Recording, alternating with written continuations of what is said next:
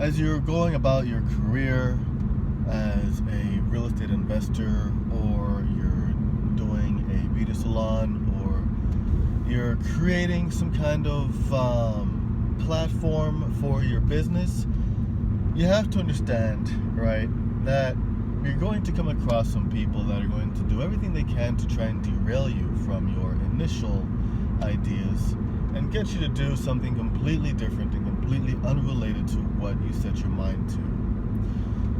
You'll get people who will approach you. Perhaps they have good intentions, but they will tell you to consider alternatives. Like, for example, if you are starting a beauty salon and you are going to start off with your own share, and your idea is that you're going to start off with a little share, you're going to pay a little bit of rent, you're going to do a lot of marketing, you're going to build your business, build your clientele, and do things the right way, the long way. You're going to build your capital, and then from there, eventually you're going to rent 2 chairs and then hire a beauty salon person to work alongside you and work and work and work. And then rent 3 chairs and eventually open up your own beauty salon store. You know, that's right. That seems right? I mean, you're starting off with a shoestring budget, with no debt or very little debt, and you are building your business based on the money that you make. That's great. You know, because, you know, if you fail, it's not going to be a big deal. It's not like you're going to be paying it off forever. And if you do great, you know, you're good. You know, you have no debt. It's just a bunch of capital. You're just sitting on cash, which is how it's supposed to be. You know. But then, you know, you might get someone who approaches you and tells you that they have this amazing idea where they can get you a loan. You know, the interest rate isn't so bad. It's only 28% per year. And, you know, you could expand your business quickly. You could, you know, forget about starting small and building a clientele. Just open up a whole salon and just start big from the get-go, right? Well, that's a pretty silly idea. Because the worst thing that you can do is come onto a lot of liability without having any real business experience.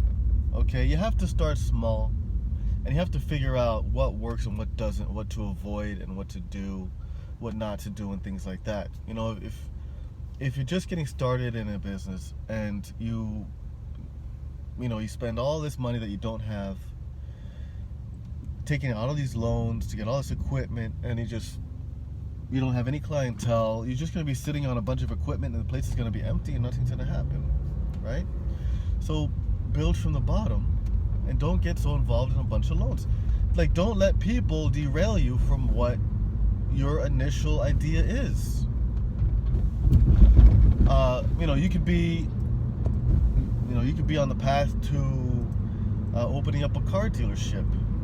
You know, and you start with 1 car at a time, and then, you know, 2 cars at a time, 3 cars at a time, inventory-wise, 5 cars at a time. And then somebody might approach you and say, yeah, forget about selling cars, let's go sell some planes. What? Who are you? What are you talking about? No. Don't let anybody derail you from what you're doing, man. Just stay focused on what you're doing and make sure that you're successful with that. Don't go try to do, like, you know, 4 or 5 different things at the same time. You know, don't go try, like, you know, opening up a computer store and then trying to, like, offer massages at the same time. Like that, that's silly. You know, you're spreading yourself too thin. So don't let people derail you. I mean, people come up with all kinds of crazy, silly ideas. All kinds of crazy, silly ideas. It's really easy to come up with an idea. Very easy to come up with an idea. It's hard to follow through with it and make sure that your idea happens, right? Just because you can come up with an idea doesn't make you special. It's the ability to, yes, you have your idea, but it's the ability to follow through with it and work on it and build upon it and turn it into something tangible. That's where the real value comes in. Not just, oh, I have a lot of ideas, I'm special. You can have a lot of ideas, but if you've got nothing, you're just mentally masturbating. You know, and you're not going to get anywhere like that, man. So just get one idea, and it might be hard, it might be painful to focus on that one idea, because you have all these other ideas, you have all these other fun, shiny things you want to do. But you can't be successful like that. You know, there are people that have all these ideas in their 20s, nothing ever happens. They have all these ideas in their 30s, nothing ever happens. And they get more ideas. Oh, here's an idea. Here's an idea. Oh, here's an idea. 40s, got all these ideas. You never do anything with them. 50s, 60s, oh, you're still running around with ideas.